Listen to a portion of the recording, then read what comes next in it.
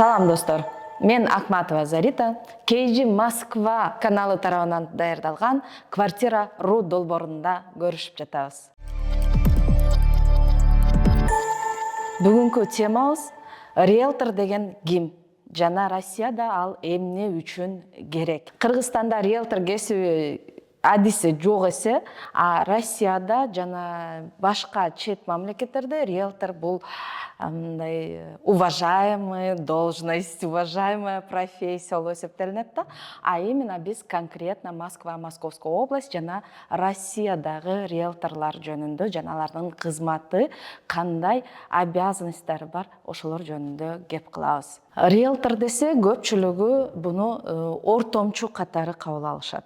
Айрыкча биздин кыргыздар. Ортомчу кереги жок, өзүбүз эле барып алабыз, өзүңүн эле колуңан келет, ой, нак акчага алып аткандар, тем более да. Риэлтор бул сиз алуучу болсоңуз, алуучунун тарабын талашкан, сиздин укугуңузду коргогон адам болот. Риэлтор особенно сатып алууда сөзсүз түрдө керек адис. Анткени бизде Россияда, Кыргызстанга айырмаланып, Кыргызстанда жакшы сурашып келсең, эки адам тууган болуп чыгат, дос болуп чыгат, таанышы ортодо чыгат. А Россияда айрыкча мондой чоң мегаполис, Москва, Питер, Московская областька окшогон шаарларда бул жерде бири-бирин тааныбайт. Кыргызстанда бардың, нотариуста договор купли-продажага кол койдуң, БТИге бардың, тапшырдың, бүттү, ошо менен акчаны санап бердиң, күлүштү алдың, бир күндө эле бүтө турган иш. Россияда мындай эмес. Россияда сиз ал үйдү алышыңыз үчүн биринчи баа башы аванс задаток беришиңиз керек болот. Только ушу задаток бергенден кийин гана продавец сизге бардык документтерди көрсөтөт. Үйдүн ээси сизге документ бергенден кийин риэлтордун иши кайсы учурда алынган, канчанчы жылы, кимден алынган, кантип алынган да, кантип алынган, бул сатып алганбы бирөөдөн, приватизация болгонбу, наследство калганбы, же дарение болгонбу. Өзү наследствонун эле бир нече түрү бар. Россияда көп кездешкен, бирок Кыргызстанда таптакыр кездешпечү бул дагы бир документ, право утверждающий документ, бул рента. Рента Кыргызстанда азыркы күнгө чейин мен уга элекмин, андай кездеше элек нерсе. А бул Россияда аябай кеңири таркалган ушундай основаниялардын бири болот. Сиз аны түшүнбөшүңүз мүмкүн, бирок риэлтор аны сөзсүз түрдө билет жана кандай документтерди, кошумча документтерди текшерүү үчүн сатуучудан талап кылыш керек. Сиздин ордуңузга, сиздин риэлторуңуз сиздин укугуңузду коргоп, бүт керектүү документтерди топтоп, анан да Кыргызстанда сатуучунун колуна нак эле акчаны берип коет, болду, ошо менен бүттү, алдым, бердим, бүт. Бул жерде андай жок. Бул жерде наличкага, нак акчага үй сатып алып атсаңыз дагы сөзсүз түрдө банк аркылуу взаиморасчёту жүрөт. Банк аркылуу безналичный болушу мүмкүн, ошондой эле наличный взаиморасчёт болушу мүмкүн.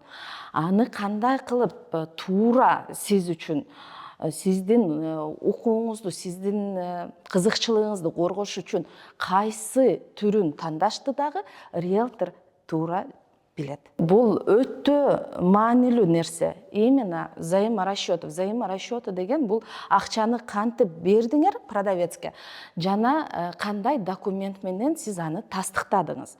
Мисал үчүн, сиз наличкага алсаңыз, эгер сиздин жарандыгыңыз Россиянын жарандыгы болсо, то ячейка деп коет, бул сейфтин бир бөлүкчөсү банкта арендага алынат дагы, ал жерге акча салынат. Анын дагы өзүнүн документи болот, заявление на банковскую ячейку да.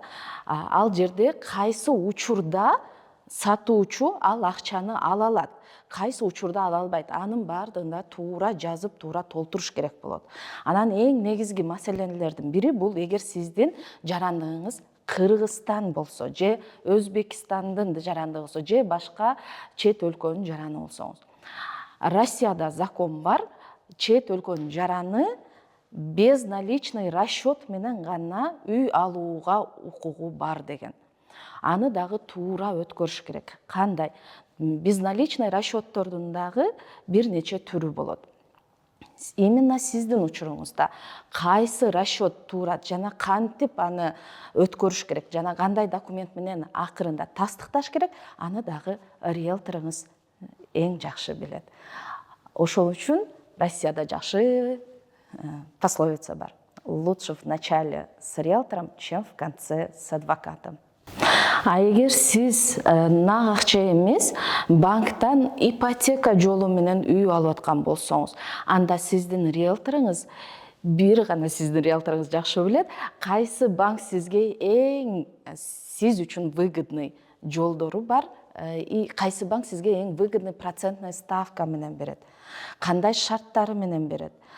Баягы биринчи көргөндө выгодный болгон нерсе итогунда не очень выгодный болуп калышы мүмкүн.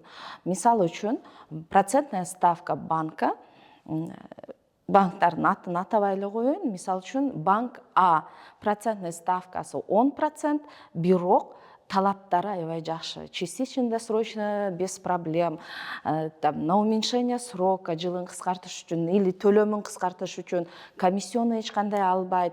Бирок банк Б бар. Банк Б процентная ставкасы 9%. Бирок көрсөңөр 10% вроде кымбатыраак, 9% вроде арзаныраак, да? Сиз түшүнбөй 9% алып алышыңыз мүмкүн. Бирок банк Б'да частично досрочное погашение нельзя сократить срок платежа. Бул деген жылын кыскарта албайсыз деген. И балким частично досрочное погашение еще комиссионный алышы мүмкүн.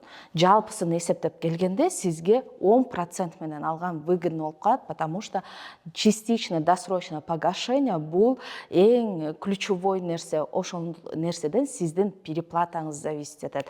Поэтому 10% менен алып, сиз деген переплатаңыз минимальный болушу мүмкүн. Аны дагы сиздин риэлторуңуз сизге туура жол көрсөтүп тандап берет. Жыйынтыктап айтып кетчү болсом, бул риэлтор эмне үчүн керектигин мен 100дөн ашык себеп айтып бере алам. Бирок эң негизгиси сизди алдап кетпеш үчүн, сатуучу, сиз алданып калбаш үчүн, сиздин нервиңизди сакташ үчүн, сиздин акчаңызды сакташ үчүн, себеби жакшы риэлтор сөзсүз түрдө сизден жакшыраак соодалашат.